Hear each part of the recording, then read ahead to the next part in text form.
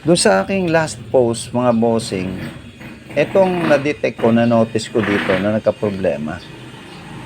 Short itong AC line niya, itong dalawang AC line niya. Ayan, oh. Ayan, gitna, short. Ngayon naman, nung manotice ko ito, meron pa pala siyang problema. Tingnan ninyo ha. Meron pa rin pala siyang short. Short pa rin siya. Tingnan natin kung paano natin malalaman kung saan gagaling naman yung short na yan. Meron pa rin siyang short. Short circuit pa rin. Tingnan ninyo. Okay, tingnan natin ha. Ito kasi short. Ayan o, napansin nyo. O, nandito ako sa X1K. X1 lang pala. Okay, yan o. Ito kasi dati short. Pero nag-clear na siya. Pero itong negative at positive line niya, nag-short pa rin siya o. Pansinin mo. Pansinin nyo po. Yan, short pa rin o. Yan, saan siya galing? Saan siya pumunta? Dito siya pumunta mga boss. Dito sa first filter. Itong malalaking ito. Itong malalaking ito. Ano nyo? Yan. Ito siya. Pumunta siya dito sa positive. And then itong isa, ayun o, negative. So, unang magiging suspect mo agad, maaring itong filter nito ang may short. O, kasi short siya o. So, hanggang dito lang kasi yung palo kasi mahina na yung battery ko. Yan o. Palitan ko na rin yan mamaya. Yan o. Short siya. So, bakit nagkakaroon ng short? Possible na itong capacitor na ito short din. Kasi dalawa pwedeng alin man sa isa dyan o ito kayang regulator IC na to. Pwede yan. O kaya yung winding nitong transformer. So paano natin malalaman kung itong winding ng transformer ang nag-short, itong regulator o itong capacitor? Okay, ihang natin ito. Ihang ko to. Ito kasi yung line input niya ng positive 220. So tingnan natin. Mula dito tayo mag-start. Malalaman natin kapag nawala. Yan, ihahang natin muna to. Ito, basic troubleshooting pa rin ito para ma-find natin kung nasaan yung yung pinagmumulan ng short circuit. Basic knowledge lang ito mga boss. Sa mga newbie, para sa inyo to.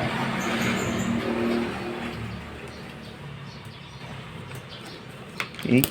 Tingnan natin kung nag-connect pa ba siya. Connected pa. Mapalo pa yung tester. Dapat hindi siya nagko-connect. So, ang iba ginagawa dyan, kinakat na lang dito. Pero, sayang. Ihang na lang natin itong isang paa niya. Yan. Yan. Ito kasi yung pinasukan ng positive first filter. Bakit ayaw niyang humiwalay sa circuit? May nakadikit pa rin So, medyo mahina na itong aking soldering pump yata. Hindi na siya makahigop ng ayos pakishare nyo na lang po itong aking video para naman makabili tayo ng konting soldering po, ng magandang soldering pump, soldering iron din at the same time tester. Yan. Tingnan natin kung nakadikit pa siya. Connected pa rin ayun, di na. Okay, nakahang na siya Yan, nakahang na siya. Okay, nakahang na siya. Okay, tingnan natin kung saan naroon. Medyo naaninag yung aking ilaw bilog. Okay, tingnan natin. Ito kanina short. Ayun, naka-short pa rin. So ibig sabihin, ito kasi yung winding ng transformer na AC. Yan, ito yung positive winding. Ito naman yung negative winding. Tingnan natin. Wala siyang short. Hindi nag-short yung positive winding at negative winding. Hindi siya nag-short.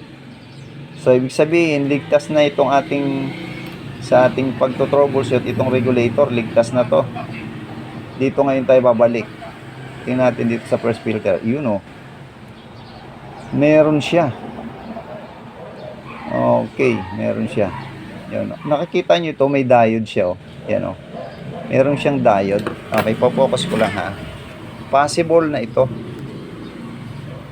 Possible na yan, oh. Yan, oh. Meron siyang diode, oh. Parang Schottky diode. Yan, oh. Short siya. Nagso-short siya pagka tinetest ko. Ayan, oh. Kita nyo? Baliktad. Short din, oh. Okay, tingnan natin. Iahang ko din siya. Baka yun yung salarin. Pagka ito ay short, so medyo may tama ang regulator. Kasi galing sa regulator yan, eh. Yan. Tingnan natin. Baka sakaling ito nga lang yung problema niya. Nakita nyo ba? Tumag-edit ako.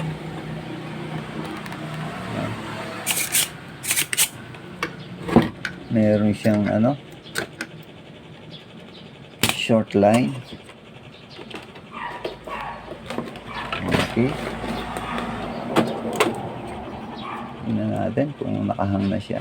Ito kasi lang yung aking paraan. Ang iba kasi tinatanggal pa. Pwede namang tanggalin. So, para maging original pa rin yung hinang ng isa, ganito na lang yung ginagawa ko. I-hang, and then saka i-test. Okay, tingnan natin.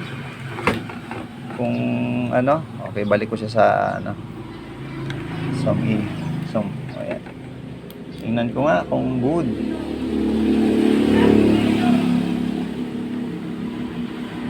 Good siya. Good, oh. So, ibig sabihin, nandito talaga ang problema. So, wala nang nakakonect. Punta tayo dito sa kabila. Ito, meron pa isa. Ito pa yung high rail. Ihahang ko tong ihahang ko pa rin itong high rail. Baka nandito. Nakakonect pa rin kasi sa positive. Okay.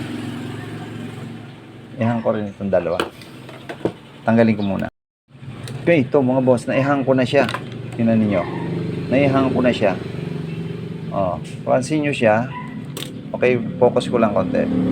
Pansin niyo. Ito kasi positive line. Tumawid siya dito sa isang transformer to. Ito chopper transformer pa rin. Yung kabila, ito, nainihang ko, chopper transformer pa rin, chopper. System naman ito. Ito yung low rail. Ito naman yung high rail na pinapasukan. Okay. Pumasok siya dyan, positive. So, inihang ko lang ito para malaman natin. Kasi meron siyang regulator dito na dalawang MOSFET. Oh. Yan o, dalawa. Possible na maaring ito. Tingnan natin. Kapag nawala dito yung short circuit, dahil naihang ko na nga ito, kapag nawala dito yung short circuit, possible na may problema ito ng regulator. Okay, sundan nyo ako. Testerin muna natin ito.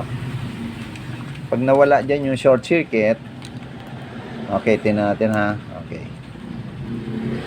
Ayun, oh. Pansin nyo. Okay, zoom out ko muna siya. Ayan. Ayun, oh. Nawala, Pansin niyo. Tapat yan yung tester. Okay. Yun, nawala. Kasi nga, nakakonect siya dito sa kabila. Tanyo, ha. Pag dito ko tinutok, nagkakaroon siya ng short circuit. Pero nakahang na siya, wala na siya. So, may posibilidad na ang problema po ay nandito na ngayon sa regulator. Ito yung regulator niya ng MOSFET. Oh. Yan, oh. Short na siya. Oh. Ito pa yung isa. Okay, short na rin. Okay, short na rin. Ito siya mga boss. Tingnan niyo. Ito yung regulator. Yan, dalawa na yan. Oh. Yung dalawa na yan.